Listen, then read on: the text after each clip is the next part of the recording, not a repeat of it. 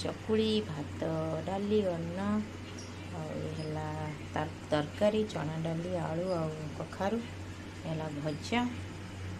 है साग खट्टा है खीरी भोग लगा हम तापर जाकि खिया हम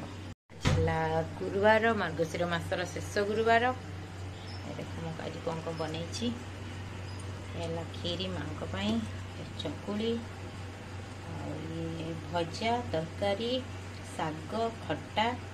भात डाली बनाई ठाकुर पाखे भोग लगे जाकि खिया हम।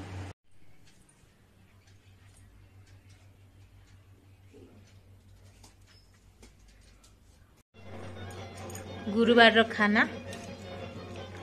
बने दिए तो मु किंतु बाढ़िया ड्यूटीटा जनकर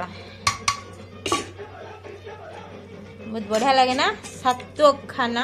जोटा कि कदली पत्र रे बिना प्याज रसुण बिना मसला अमी टेस्टी भल लगुच चकुली ये अच्छे नहीं खीरी खाइलु खीरी नबुनु